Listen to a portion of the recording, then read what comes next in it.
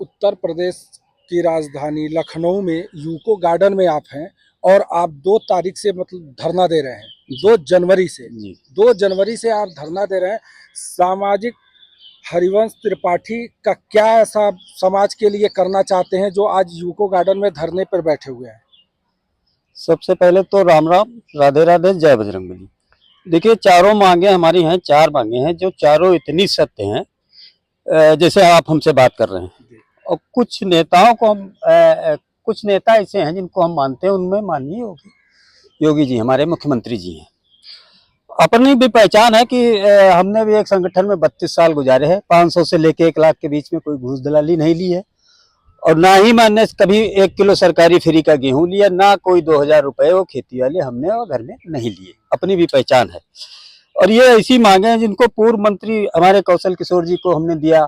हमने जहां भी दिया, जिसको भी दिया, उसने ये कहा ये सत्य है। गौशाला वाली चारों मांगे माननीय जी हमारी बैठाल के सुन ले, पूरी कैबिनेट बैठाल ले। हम तो कहते हैं वो जितने भी अधिकारी बैठाल ले, अगर एक भी मांग गलत निकल जाए तो वहीं से हमको जेल भेज दिया जाए, और नहीं तो चारों मांगे हमको दे दें। हम सरकार के कोष में पैसा भी जमा कराएंगे और उत्तर प्रदेश का नक्शा भी बदल देंगे। हरिवंश त्रिपाठी नाम है हमारा। भेजिए आप माननीय जी को, क्योंकि तकलीफ है। 2 जनवरी से बैठे, उनका एक चपरासी आया होता प्रशासन का। हम 5 बार से भाजपा में वोट दे रहे, 6ठी बार देने का इरादा है। तो हमारा भी हक बनता है कि हमसे कोई आके पूछे, और ये मांग कोई गलत बता दे तो हमको वहीं से जेल भेज दिया जाए। अब सुनिए सर, मांगे हमारी एक हर ब्लॉक स्तर पर सरकारी फार्म है, 1 या 2। आपके बंजरात इतने पड़े हैं कि अभी आप शेर नहीं पकड़ पा रहे हैं। का नाम 2 महीने से लमसम काकोरी ब्लॉक फार्म में है। हमारा रहीमाबाद फार्म है, माल ब्लॉक फार्म है। 822 फार्म होंगे। उसमें आप गौशाला बना दीजिए। बंजर बीघा 35 बीघा जमीन लेके, 35 बीघा बंजर जमीन लेके बनाइए। आप 10-10 बीघे के 3 यार्ड बनाइए, जिसका नक्शा भी आप हमारा वहां तक पहुंचा दीजिएगा। किसी इंजीनियर की नहीं वो है कि इसको फेल कर दे।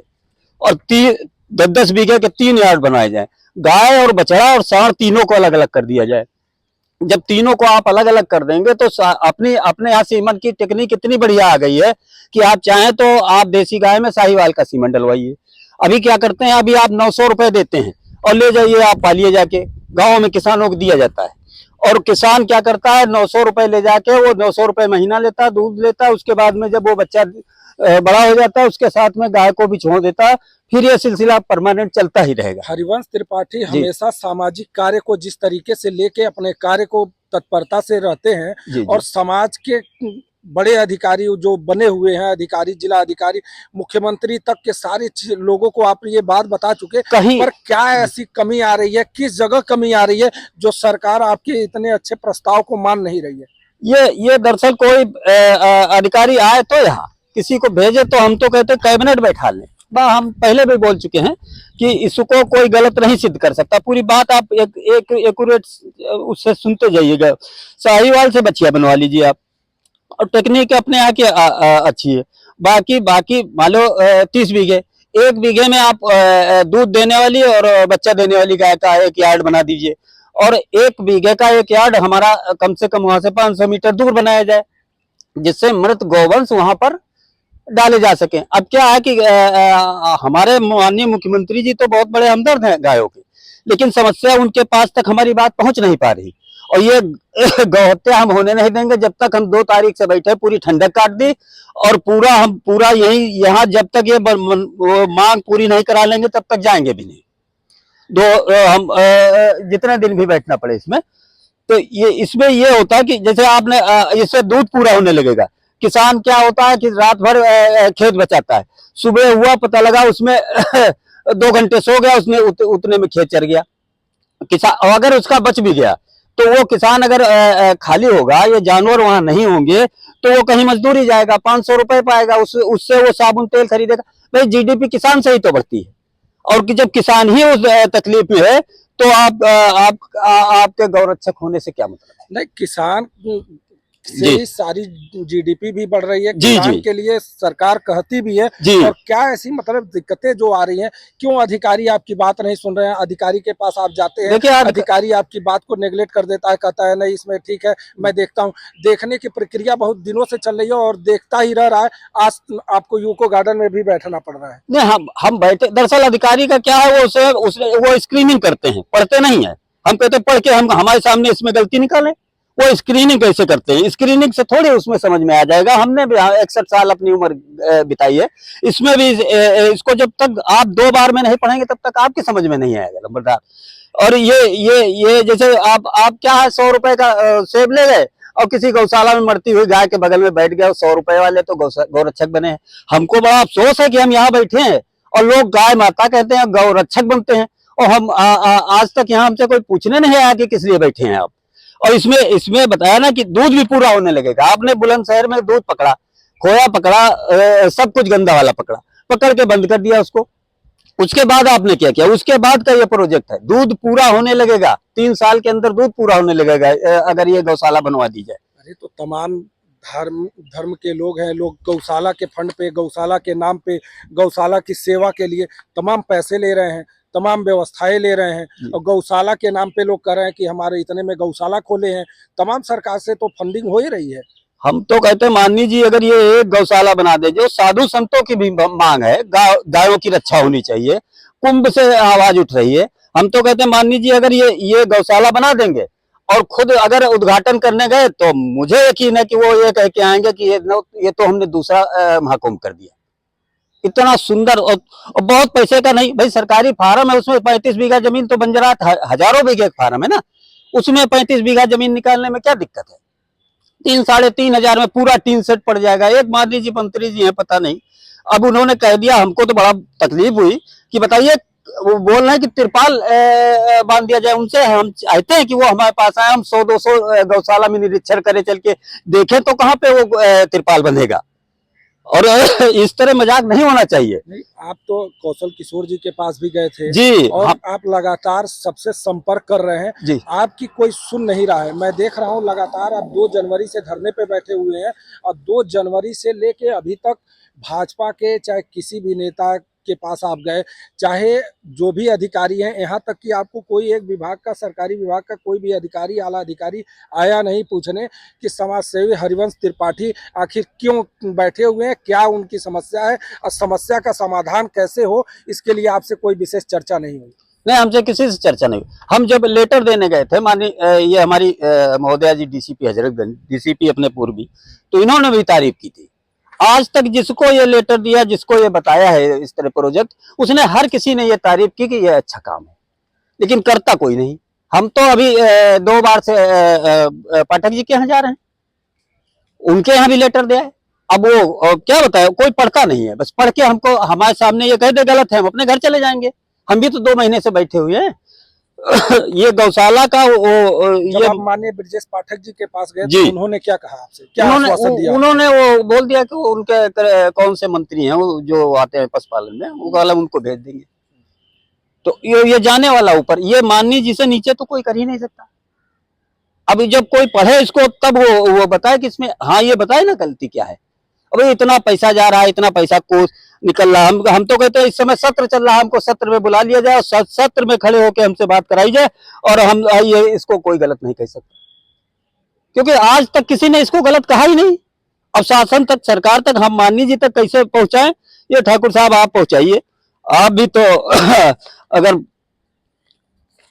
आप अपने आप को मकान मालिक तो ही है, हम भी किराएदार नहीं है लंबरदार।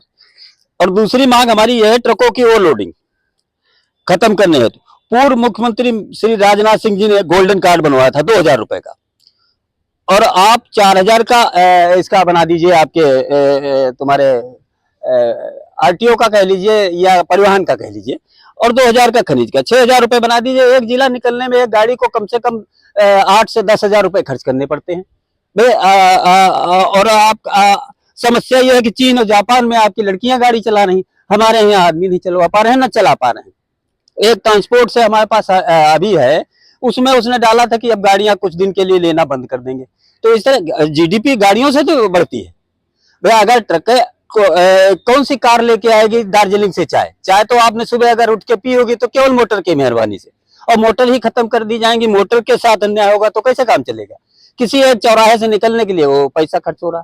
तो ये माननीय जी तक पहुंचाइए इसको कि इस तरह से भ्रष्टाचार नहीं बर्दाश्त किया जाएगा ना, ये हम होने देंगे।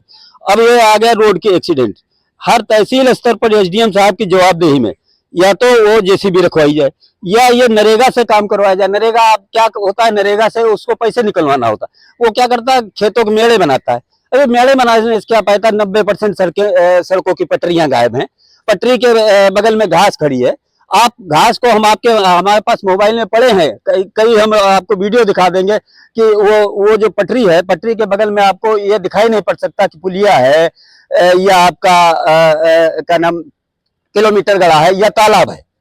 हमने ये टौंजा वाला एक्सीडेंट हमने खुद स्वयं देखा था, जो 70% आदमियों के हमारे जो गांव में रहते। एसडीएम साहब के पास आप जब गए लेटर लेके, जी एसडीएम साहब को ये बताएं कि जो रोड पे तरीके से घास जमी हुई है, इसको साफ करवाइए, चाहे इस तरह की बातें आपने वहां से कभी लोकल स्तर पे कहा?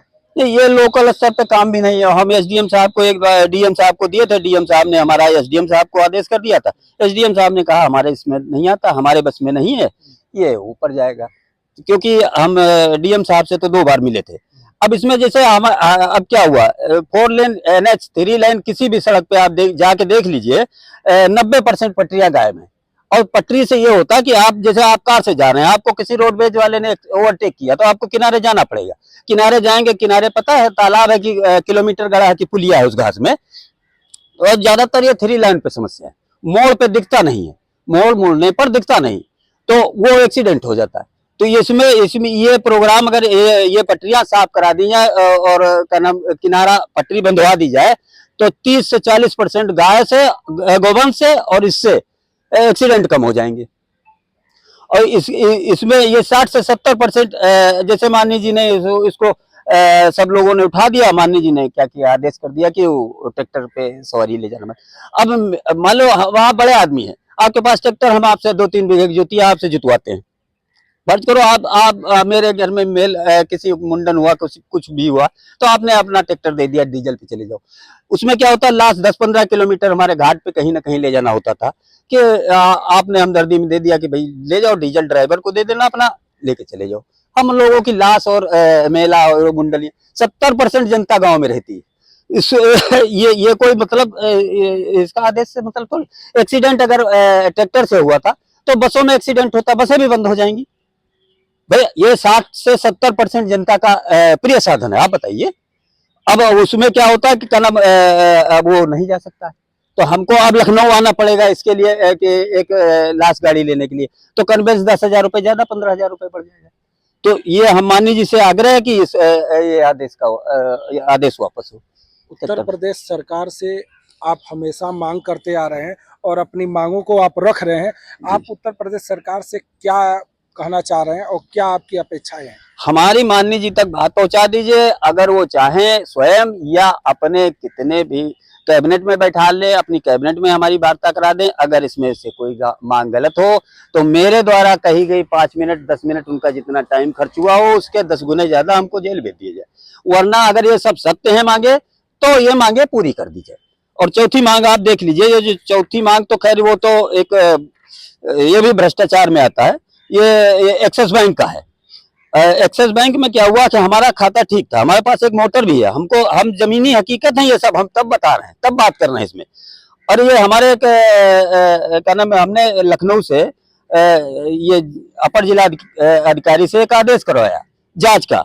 तो जांच में हमको अब ये पूरी बात आप देख लीजिए कि हमारी 10 किस्तें बाकी थी 85,171 की। हमको कोरोना हुआ था, कोरोना का टाइम चल रहा था, उसमें मैनोटोरियम मिला, बैंक ने मैनोटोरियम हमको दिया, खाता ठीक था इसलिए। और हमको 10 किस्तों की 7 किस्तें कर दी 6 महीने के बाद। 6 महीने का मैनोटोरियम मिला था, 10 की 7 किस्तें कर दी और हमारी 85,171 की किस्त थी और उन्होंने 1,42,221 की किस्त कर दी। 1,43,766 रुपए ब्याज जोड़ दिया। कोई बात नहीं, ब्याज हम आपसे पैसा उधार लेंगे तो आप ब्याज जोड़ेंगे, लेकिन ये 10 की 7 किस्तें कर दी, ये गलत हुआ। जब 85,000 नहीं दे सकता वो कहां से 1,42,000 देगा। फिर हम कई बार परेशान हुए, कई बार गए हम बैंक, बैंक गए तो एक मैनेजर था का नाम आदर्श गुप्ता, उसने क्या किया कि बोले सेटलमेंट करा लीजिए, हम आपका सेटलमेंट कर देंगे। तो हमको तो पैसे देके निकलना था, हमने कहा चलिए हमारा सेटलमेंट कर दीजिए। सेटलमेंट में उन्होंने 11,83,000 का हमको एक लेटर पकड़ा दिया। पहले 9,95,000 का था, फिर 11,83,000। हम ये तो गलत हुआ, ये कहाँ से हम देंगे? फिर बोले 9 लाख दे दीजिए। हमने कहा चलो हम 9 लाख नहीं देते। फिर हम हाई कोर्ट चले गए 6/6/2022 को।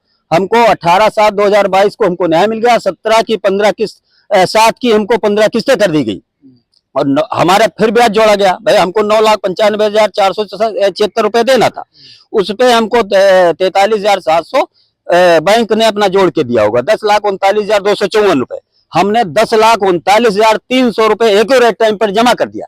उसके बाद में इन्होंने 2023 में 10वें महीने में ये क्या किए, उसमें हमारे पास एक जनवरी 2024 में 1,43,300 कुछ 33 रुपए ऐसे ही समथिंग एक नोटिस भेज दी बकाया की। हमने कहा भैया ये किस बात का बकाया? हम माननीय मुख्यमंत्री जी के पास गए, पूरा पेमेंट कर दिए जी एक्यूरेट टाइम पे पूरा पेमेंट किए। फिर हम माननीय मुख्यमंत्री जी से मिलने गए थे, मिलने तो गौशाला के लिए गए थे, वो पर्चियां सब हमारी अलग रख दी गई। फिर हमारी फोटो माननीय जी के साथ खिंच गई, जो हमारे पास मौके पे उपलब्ध है। तो जब फोटो खिंच गई तो हमने वो पेपर में निकलवा दिया। और फिर बंबई दिल्ली से फोन आने लगे एक्सिस बैंक के, कल वो आप कहाँ मिलेंगे, हम आपको नोटिस देना चाहते हैं। हमने कहा किस बात का नोटिस, हमारे पास बकाया है। फिर वो नहीं, वो आ गए, फिर हमारे यहाँ नोटिस दिया। नोटिस भाई हमारा बकाया था तो हमको नोटिस क्यों दिया? क्योंकि आपकी गलती थी ना। और जब नोटिस दिया उस पर क्या किया, सेटलमेंट लिख दिया। जब हमने एक्यूरेट टाइम पे, माननीय हाईकोर्ट से बड़ी बैंक है, जब माननीय हाईकोर्ट के आदेश पे हमने, इसको तो संज्ञान लेना चाहिए हाईकोर्ट को। ऐसी बैंकों को ऊपर मुकदमा दर्ज होना चाहिए, ये ऐसी बैंकें बंद होना चाहिए, इनका लाइसेंस निरस्त होना चाहिए, जो ये 420 का धमकीबाज ये बेईमानी जो करते हैं। फिर से बैंक जो मैनेजर थे आप जी। उनसे मिले? बैंक मैनेजर खुद ही हमको नोटिस देने आ गए। फिर नोटिस क्यों देने आ गए भाई? हमारे पास जब बकाया था तो नोटिस क्यों देने आ गए? हम उसके बाद जब वो हम ये डाले थे, उसके एडीएम साहब के यहाँ से जांच गई थी। हमारे यहाँ के जो इस समय यहाँ पे डीसीपी पूर्वी साहब के पास, डीसीपी पूर्वी साहब ने एक आदेश कर दिया यहाँ थाना गोमती नगर विस्तार में। वो विस्तार में चौकी में फिर हमको बुलाया गया भाई साहब। जब चौकी में बुलाया गया तो हम चौकी में गए, तो चौकी में वो आए, पता नहीं कौन बैंक के कर्मचारी थे। वो बोले कि क्या नाम आप इसमें कुछ नहीं हो सकता, डीएम एसपी कुछ नहीं कर सकता। माननीय वो बोले, वो तो खैर ऐसे बोले थे कि मुख्यमंत्री प्रधानमंत्री कुछ नहीं कर सकते, हमारा वकील आएगा जहाज से दिल्ली से, वो सब ठीक कर देगा। अरे भाई हम अपना न्याय ही तो मांग रहे हैं, हमको न्याय चाहिए, और जब तक न्याय नहीं मिलेगा बैठे रहेंगे। अब ऐसा हम उसके बाद वहां से चले आए। फिर हम यहाँ धरना, हमने परमिशन लिया, हम धरने बैठ गए। क्योंकि वो अगर वकील है, उनके पास वकील हवाई जहाज से आ जाएंगे, तो हम भी 52 साल से एक वकील की मुंशीगिरी कर रहे हैं। आज 52 साल से, और अगर उनके हेलीकॉप्टर में हवा नहीं होती, उसमें डीजल नहीं पड़ता, उसमें पेट्रोल नहीं पड़ता, उस पर गदा रखा होता है। ठीक कर देंगे इनको, नंगा करके छोड़ेंगे इससे एक्सिस बैंक को। गोमती नगर विस्तार हमारे साथ जो धोखाधड़ी हुई है। धन्यवाद। आपके साथ हैं, सहयोगी हैं राम अवतार रावत जी। क्या मतलब, क्या ऐसा आपकी मंशा है, क्या ऐसी आप अपेक्षा करते हैं जो सरकार आपकी बातों को माने और सरकार आपकी बात को सराहनीय करे? वो चालू के हम चाहते हैं कि जब माननीय मुख्यमंत्री जी को हम लोगों ने पूरे सहयोग से लाइन लग के इनको वोट दिया, इनको मुख्यमंत्री बनाया हम लोगों ने मिलके, सारी जनता ने। तो अब उसमें ये है कि हम मांगेंगे, हम जो भी मांगेंगे, जो हमारी ज़रूरतें होगी तो माननीय मुख्यमंत्री से मांगेंगे भाई, किसी दूसरे देश से नहीं मांगेंगे। कुछ दिन हम लोग दौड़ते रहे इधर उधर, IAS को होकर नहीं मिला, फिर हम लोग गए, भाई गए, तो माननीय मुख्यमंत्री जी को लेटर दिया गया गौशाले का। उन्होंने थोड़ी देर देखा भी, उसके अपने SD को पकड़ा दिया। उसके बाद आज तक हम लोगों से कोई वार्ता नहीं हुई। और हम लोग जो है चाहते ये हैं कि जो ज़मीनी स्तर से जो हम लोग देख रहे हैं, किसी बताई नहीं आंखों से देख रहे हैं, जो गाय संग अत्याचार हो रहा है, ये हम लोग बर्दाश्त नहीं हो रहा। तो हम लोग कहना ये है कि माननीय मुख्यमंत्री जी 30-35 बीघे में वो उसको जो है गौशाला बना दें, 3-4-8 में बना दें, और उसको तब गाय और सांड अलग अलग कह दे, तो उसमें गाय सांड उसमें हो जाएगा, सुरक्षित हो जाएगा। प्लस उसके साथ में किसान का नुकसान नहीं होगा, किसान की फसल बचेगी। किसान भी से मैं ये जानना चाहता हूँ, जिस तरीके से और बात करो गाय पर। तमाम संगठन है, तमाम संगठन है कि ये संगठन कहते हैं कि इस तरह का नहीं काम होता है, चाहे गौशाला को लेके तमाम हर जगह बड़े बड़े संगठन है जो गाय को लेके, गौशाला को लेके बहुत सारे अपने आप को बताते हैं कि आप इस तरह की कड़ी परिश्रम कर रहे हैं गौशाला के लिए, और रोड पे जो घास जम गई है, जो आवारा पशु घूम रहे हैं, उनके लिए आप संघर्ष कर रहे हैं। आपके पीछे लोग नहीं खड़े हो रहे हैं और आपके साथ नहीं, लोग क्यों चल रहे हैं? देखिए, हमारे पीछे मतलब है कि जो हम दर्द देख रहे हैं, तो हम दोनों भाई दौड़ पड़े कि चलो माननीय मुख्यमंत्री जी तक ये आवाज़ हम लोग पहुंचा दे, तो माननीय मुख्यमंत्री जी इसका एक काम कर देंगे, तो गाय सेफ हो जाएगी, किसान का नुकसान हो, किसान भी सेफ है, बाकी उसके साथ में माननीय मुख्यमंत्री जी के साथ जनता हमेशा बनी रहेगी। और जैसे रोड की है, मेरा 10 साल से सफाई नहीं हो रही, पहले हर साल में 2 बार सफाई होती थी, 10 साल सफाई नहीं हो रही, उसके एक्सीडेंट होते, जिससे गांव की मार्ग हो या मेन रोड हो, सब पे वो झाड़ियाँ खड़ी हुई हैं। तो अब इसमें जो इसकी सफाई नहीं होती है, तीसरा नंबर ट्रैक्टर से सारे काम होते हैं, जो एक्सीडेंट उसको रुक देगा और वो भी रोक देगा। फिर और ये बैंकों का ज़्यादातर हर आदमी बैंक से लेता, बैंक वाले पहले बताते कुछ है, उसका ब्याज बताते हैं, इंटरेस्ट कुछ बताते हैं, बाद में कुछ लेते हैं, फ्रॉड करते हैं। जैसे भाई संग फ्रॉड एक्सिस बैंक कह रही है, ये हम लोग जो है, तो अब हम लोग का ये हम लोग पता चला कि शासन द्वारा इको गार्डन को धरना स्थल बनाया गया है, और ऑनलाइन कह के आपको जो है परमिशन वहाँ बैठिए। तब से हम लोग जो है पिछले महीने 2 तारीख से हम दोनों भाई बैठे हैं, आज तक कोई अधिकारी नहीं आया, ना ही कोई सरकारी मीडिया है। क्यों नहीं है भाई? इसको बना, इससे अच्छा इसको खत्म कर दे माननीय मुख्यमंत्री जी। क्यों बनाया इसको भाई? जब बनाया है तो इसको जो है यहाँ सरकारी मीडिया आए, कोई भी बैठे 2 दिन के तीसरा दिन नहीं उसको होना चाहिए, उसको सुनना चाहिए माननीय मुख्यमंत्री जी को। सरकार तो हमेशा कहती है कि मैं छोटे से छोटे तबके के लोगों की बातें सुनता हूं और सारी समस्याओं का समाधान करता हूं। और हमें तो ये लग रहा है कि माननीय मुख्यमंत्री पास हम लोगों का आवाज़ नहीं पहुंचाई, बीच में रोकी जा रहे। जैसे एलआई वाले कई अधिकारी आते रोज भी भेजते हैं, तो हमें तो ये लग रहा है माननीय मुख्यमंत्री पास हम लोगों की आवाज़ नहीं पहुंच रही है। तो माननीय मुख्यमंत्री खुद स्वयं अपनी सरकारी मीडिया भेजे ना, खुद देखे ना, इसका मतलब। अब माननीय मुख्यमंत्री जी से क्या कहना चाहते हैं? हमारा निवेदन ये है कि माननीय मुख्यमंत्री जी चारों मांगों को हम लोगों से, हम लोगों की वार्ता हम चाहते हैं, हमारी उनकी वार्ता हो। वो हम लोग वार्ता का मतलब हम लोग अपनी बात माननीय मुख्यमंत्री को स्वयं आमने सामने बता दें, हम हमारी इच्छा को बताएं उनको। उसके बाद जब बताएंगे तो माननीय मुख्यमंत्री जी जरूर सुनेंगे, उसको जरूर ये काम करेंगे, ये हमें विश्वास है। ठीक है।